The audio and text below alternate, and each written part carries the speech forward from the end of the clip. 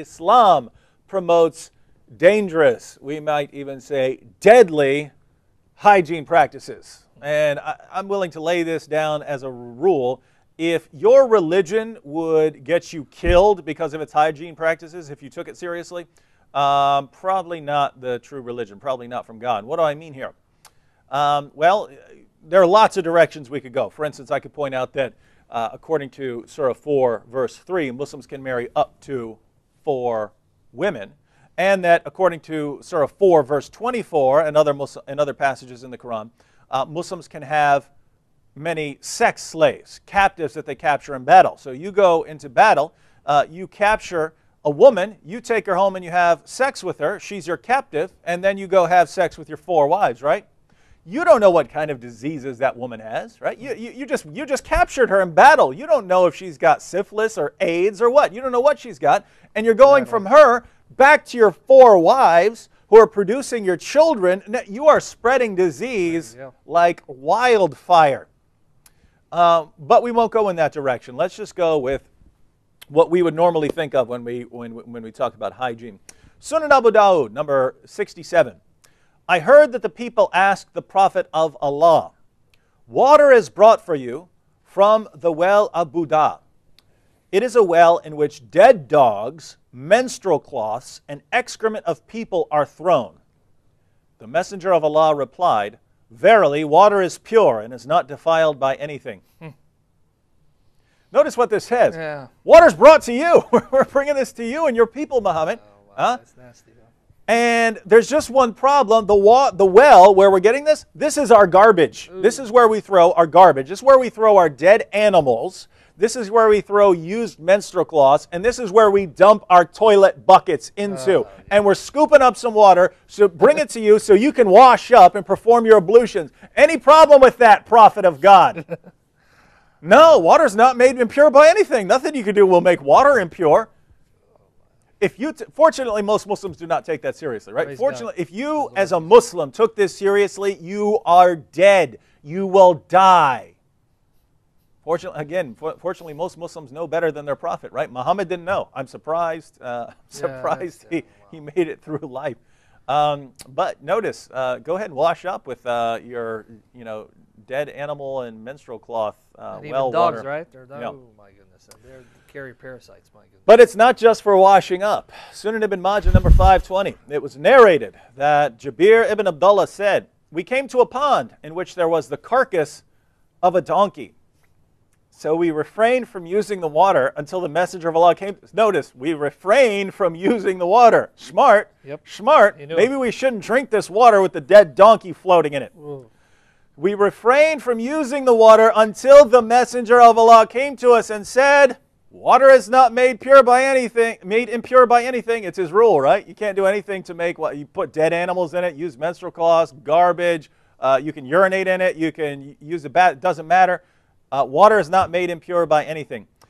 So what did they do? What did the Muslims do? Then we drank from it and gave it to our animals to drink, and we carried some with us. So we put some in our little canteens. We drank some of it. We gave some of it to our animals. Dead donkey floating in it. And if you don't know the importance of that, that's bad, ladies and gentlemen. We'll just say that. It's bad to be drinking water with dead animals floating in it. Let's read a couple more. Sahih al-Bukhari, number 5782. Allah's messenger said, if a fly falls into the vessel of any of you, let him dip all of it into the vessel and then throw it, i.e. the fly, away. For in one of its wings there's a disease, and in the other there is healing, the antidote, the treatment for that disease. So notice what he says, right? You're sitting there, you're eating something, you're drinking something, fly lands in your food. You could just throw the fly away or scoop it out, or something like this. No, says Muhammad, you dunk that fly all the way in the food. You keep pushing the fly in the food. Why? Because even though one of the fly's wings has a disease on it, the other wing has the cure for the disease. This is your prophet. You have to believe it, right? So according to your prophet, if there's a disease that's carried by flies, just go to the other wing. First of all, it's only on one wing, but the other wing has the cure, right? Yeah. So flies carry all kinds of diseases. Let's say typhoid, right? Flies, they eat some very nasty stuff, right? If an animal goes to the bathroom on the ground, flies go to that, right? And that's what they crawl around on. And then that fly, that same fly, goes away from the excrement of that possibly sick animal and goes into your food. And what do? Get rid of it? Throw it out? No! Dunk that fly in the food. Then you get rid of the fly. Then you eat your food because you've got the cure now, right? Now you've got the cure. Boy, you made me lose my appetite, man. I don't think I'm going to eat for a week. I mean, probably I need to. One more. Musnad Ahmed, number 16245. Muawiyah said, I saw the Prophet sucking on the tongue or the lips of Al-Hassan, son of Ali. May the prayers of Allah be upon him. For no tongue or lips that the Prophet sucked on will be tormented by hellfire. So, Muhammad, I'm not, just to clarify, I'm not insinuating that there's anything homosexual involved here. It's just some weird practice that Muhammad had where he would suck on the tongue of other boys and men, right? And in this case, it would be his grandson here, son of Ali. So, hey, grandson, come here. I want to suck on your tongue. You suck on my tongue. Now, I'm only talking about the hygiene practice here because think about this, right? We want to wash up for dinner, right, Sam? We're going to have a good meal. Yeah. So we go and we get some water from a well with human waste and dead dogs and use menstrual cloths in it. We put our hands in there. We wash up for dinner, right? We perform our ablutions for our meal. We're going to wash up. We go sit down. We got him up. A fly who just flew off a pile of dog waste then lands in my food. I start dunking that, and now that I've dunked it in there, I know I've got all the cure off of there. So now I can eat my food, but now I'm feeling sick, right? Because I have, dead dog germs all over my hand and menstrual cloth waste all over my hands and feces and urine all over my hands because that's what was in the well. I washed up with that. Now I'm eating the food and I dunked the fly and it's got the disease on it. I'm eating that. Now I've got a stomach ache, Sam. So I want to refresh myself with a glass of water. So I get a glass of dead donkey water. They got the donkey floating in it. I take a drink of that. Now I'm feeling really bad. Call a kid over here, suck on his tongue,